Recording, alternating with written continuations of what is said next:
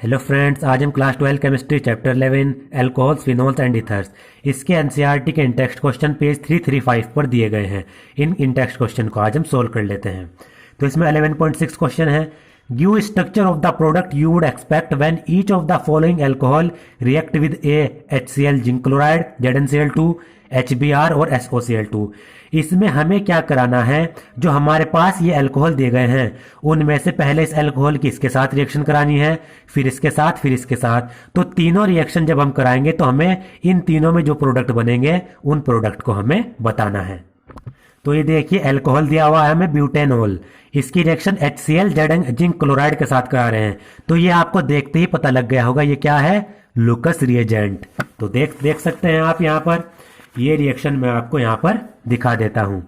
यहाँ पर हम क्या करते हैं, लुकस टेस्ट में अल्कोहल की रिएक्शन HX यानी एल्काइल हैलाइड के साथ हाइड्रोजन हैलाइड के साथ कराते हैं, जिससे हमारा एल्काइल हैलाइड बनता है, वाटर निकलता है।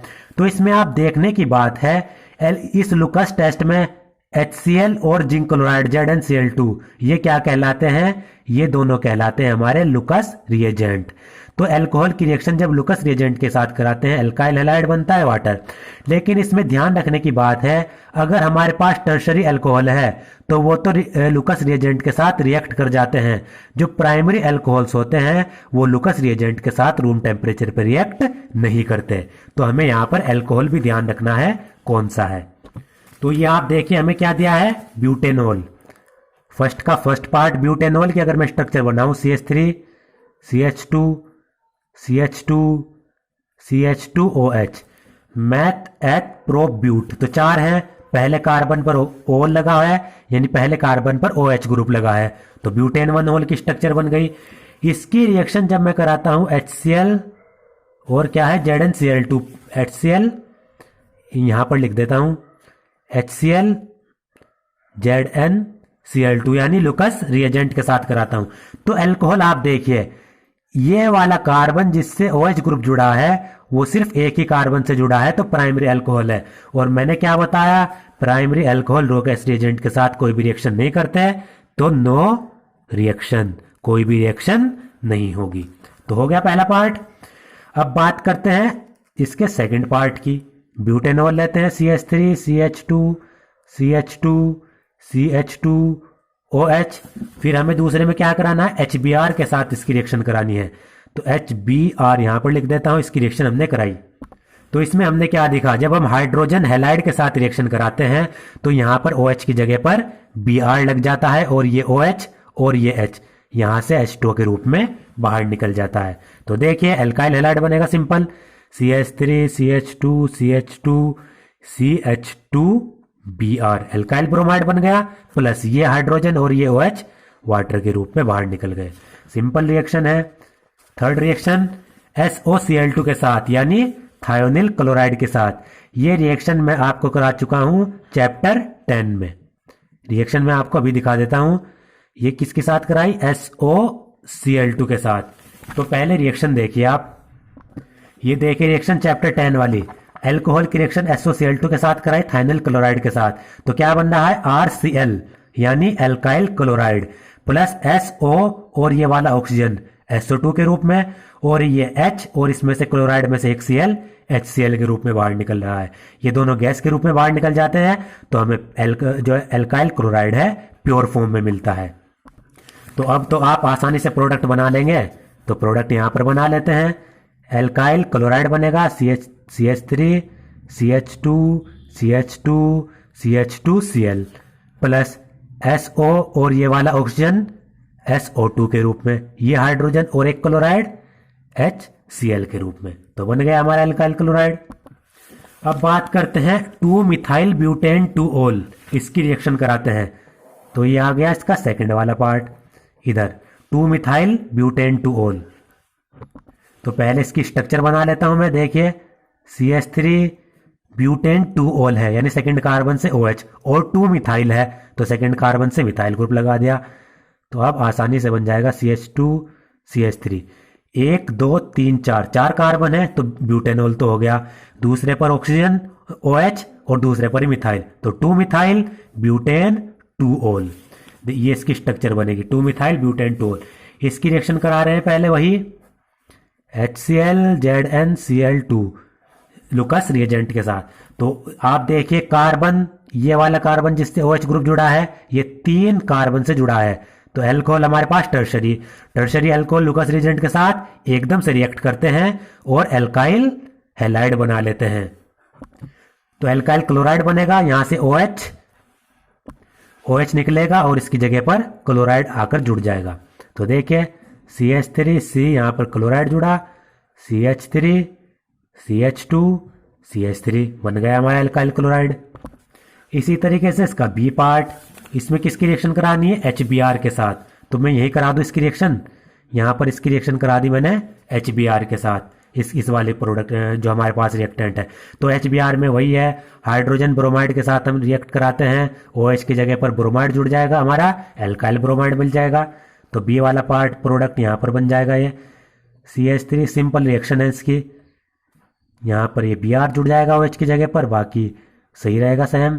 जो इसका हाइड्रोजन और ये OH H2O के रूप में बाहर निकल जाएंगे, क्योंकि आप देखिए ये हाइड्रोजन और ये OH किसके रूप में बाहर निकल जाएंगे H2O के रूप में। ऐसा ही इसमें हुआ है, ये इसका हाइड्रोजन और इसका ये OH H2O के रूप में बाहर निकल जाएंगे। तो एल्काइल ब्रोमाइड बन गया।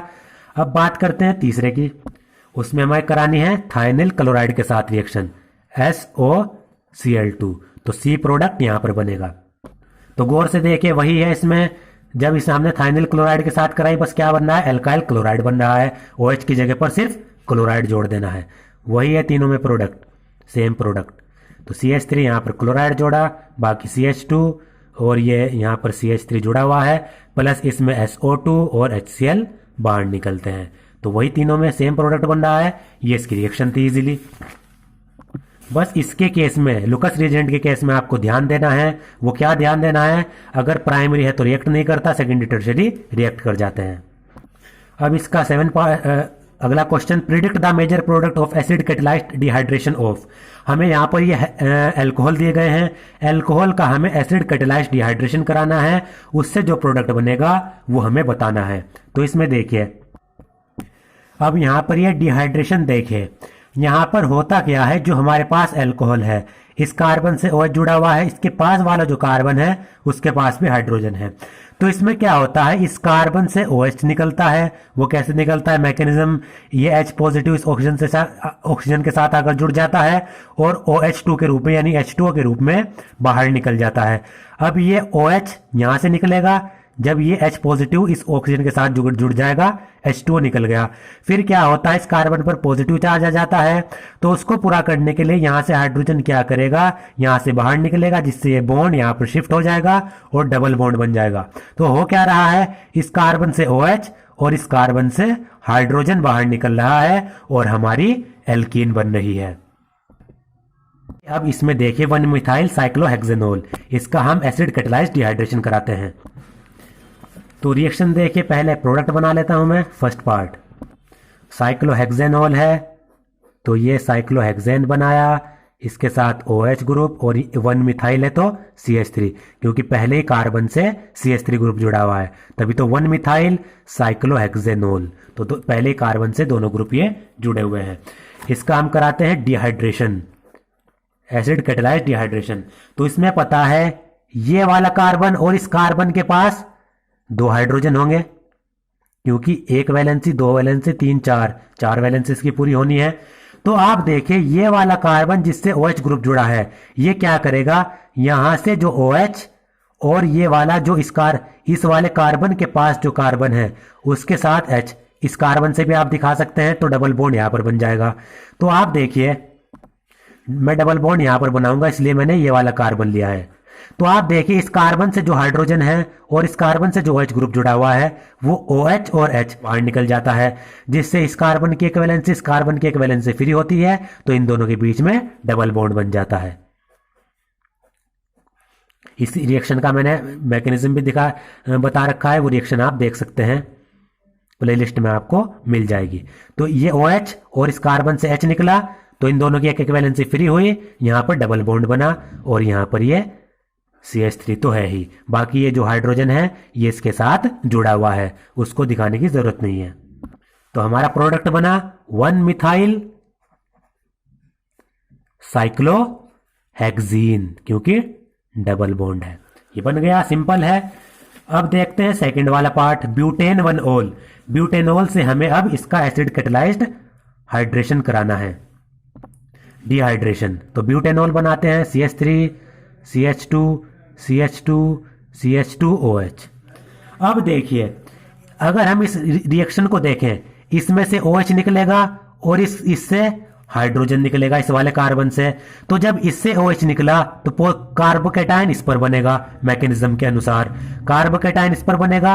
अब यहां पर कार्बोकेटाइन प्राइमरी है, अगर ये कार्बोकेटाइन शिफ्ट होकर इस पर आ जाए तो यहां पर कार्बोकेटाइन सेकेंडरी बनेगा। सेकेंडरी कार्बोकेटाइन क्या होता है, ज्यादा स्टेबल होता है, तो यहां पर कार्बोकेटाइन की शिफ्टिंग हो सकती है। अगर यहां पर देखें, इस कार्बन से OH निकलेगा, इस कार्बन पर पॉजिटिव चार्ज आ जाएगा, वो कार्बन ऑलरेडी सेकेंडरी कार्बोकेटाइन है। अगर ये कार्बोकेटाइन यहां पर शिफ्ट हो गया, ये भी सेकेंडरी कार्बोकेटाइन है, तो यहां पर तो कार्बोकेटाइन की शिफ्ट होने की जरूरत नहीं, लेकिन इसमें हो सकता है। वो कैसे, ये मैं पूरा मैकेनिज्म आपको बताता हूं पहले करके।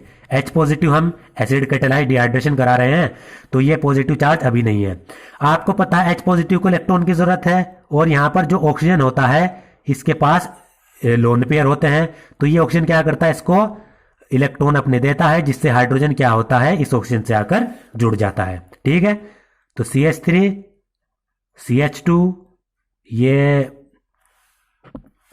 और यहां पर ये CH2 हमारा, और यहां पर CH2, और इस ऑक्सीजन के साथ ये हाइड्रोजन जुड़ा, तो यहां पर ये ऑक्सीजन मैंने लगाया, यहां पर इससे हाइड्रोजन ये जुड़ गया, एक हाइड्रोजन पहले से जुड़ा हुआ है, ऑक्सीजन ने अपने इलेक्ट्रॉन दिए हैं, तो इसके ऊपर पॉजिटिव चार्ज आ गया। ठीक है, अब तीसरा स्टेप देखिए। अब ऑक्सीजन के ऊपर पॉजिटिव चार्ज इसको अनस्टेबल करता है, ऑक्सीजन को इलेक्ट्रॉन की जरूरत है, तो ऑक्सीजन क्या करेगा, ये बॉन्ड के 2 इलेक्ट्रॉन हैं, इनको अपनी तरफ खींच लेगा, क्योंकि ऑक्सीजन के ऊपर पॉजिटिव चार्ज तो इसको अनस्टेबल बनाएगा। तो देखिए CH3 CH2 CH2 और ये CH2। अब ऑक्सीजन यहां से ये बॉन्डेड इलेक्ट्रॉन अपनी तरफ खींचेगा, ये बॉन्ड तोड़कर बाहर निकल जाएगा वाटर के रूप में। यहां से वाटर बाहर निकल गया, ये यहां से वाटर के रूप में बाहर निकल गया, जिससे कार्बन के ऊपर यहां पर पॉजिटिव चार्ज आ गया। अब कार्बन के ऊपर पॉजिटिव चार्ज आ गया, हमारा कार्बोकेटाइन बन गया। तो आप यहां पर देख सकते हैं, जो ये कार्बोकेटाइन है ये प्राइमरी है, ये सिर्फ एक ही कार्बन से जुड़ा है। अगर ये कार्बोकेटाइन यहां पर शिफ्ट हो जाए, ये कार्बोकेटाइन यहां पर शिफ्ट हो जाए, तो यहां पर सेकेंडरी कार्बोकेटाइन बन सकता है, नहीं बन सकता। सेकेंडरी कार्बोकेटाइन ज्यादा स्टेबल होता है, तो आप देख सकते हैं इसमें कार्बोकेटाइन की शिफ्टिंग होगी।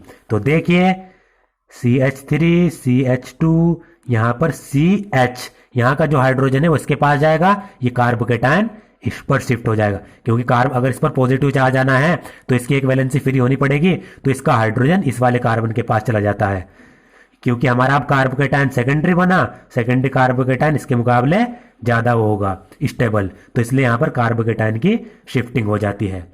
अब वही है, अब इसमें क्या होगा, ये वाला जो CH2 की जगह पर एक हाइड्रोजन में यहां पर लगा देता हूं।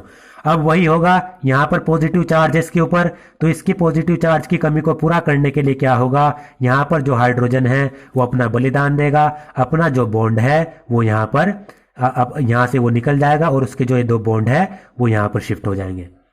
तो हाइड्रोजन यहां से बाहर निकलेगा, जिससे इनके बीच में डबल बॉन्ड बनेगा और हमारी एल्कीन बन जाएगी। तो CH3 CH, ये जो बॉन्ड है वो यहां पर शिफ्ट हो गया, ये CH है, तो डबल बॉन्ड यहां पर ये CH और ये CH3, तो हमारी ये एल्कीन बन गई।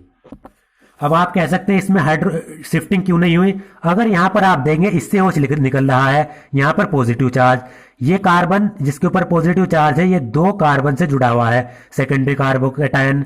अगर कार्बोकेटाइन यहां पर शिफ्ट हो जाए तब भी सेकेंडरी, तो यहां पर शिफ्ट करने की जरूरत क्या है जब यहीं पर सेकेंडरी कार्बोकेटाइन बन रहा है।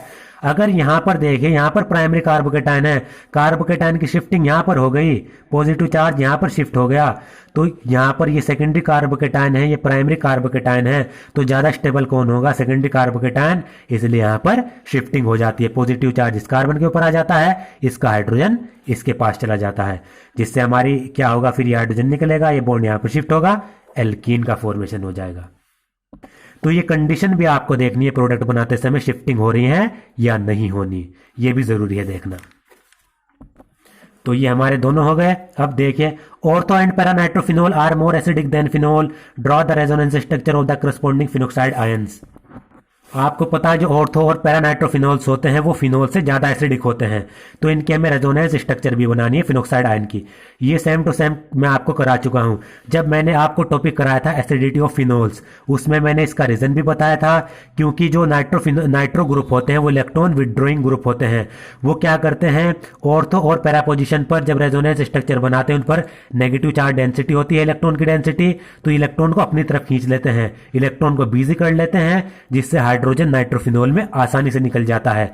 तो वो फिनोल के मुकाबले ज्यादा एसिडिक होता है। फिनोल में नाइट्रो ग्रुप तो है नहीं, तो फिनोल में जो इलेक्ट्रॉन है वो हाइड्रोजन को अपनी तरफ खींचते रहते हैं, आसानी से नहीं निकलने देते। तो इसका कारण भी मैं आपको बता चुका हूं एसिडिटी ऑफ फिनोल्स वीडियो में, और इसकी जो स्ट्रक्चर है दोनों की वो भी बना चुका हूं। उस वीडियो का डिस्क्रिप्शन बॉक्स में मैंने लिख दिया हुआ है, वो वीडियो आप पूरी की पूरी आप डिस्क्रिप्शन बॉक्स से देख सकते हैं। ये क्वेश्चन करा चुका हूं मैं, टॉपिक में ही है। 11 point right the equation involve in the following reaction. Reamer टीमन reaction लिखनी है हमें, कोल्बे रिएक्शन लिखनी है। तो ये दोनों रिएक्शन एनसीईआरटी में यहाँ पर ये रिमर टीमन रिएक्शन और ये कोल्बे रिएक्शन, इन दोनों की यहाँ पर ये इक्वेशन दी गई है, ये कोल्बे की है, रिमर टीमन रिएक्शन की। ये दोनों रिएक्शन मैंने आपको मैकेनिज्म सहित, एनसीईआरटी में मैकेनिज्म नहीं दे रखा है, ये दोनों रिएक्शन भी करा रखी हैं और उनका मैकेनिज्म भी बता रखा है। और इन दोनों वीडियो का जो लिंक है वो भी डिस्क्रिप्शन बॉक्स में दिया हुआ है, मैकेनिज्म सहित आप देखें। इसका भी आप और इसका भी डिस्क्रिप्शन बॉक्स में लिंक मिल जाएगा और इसका भी।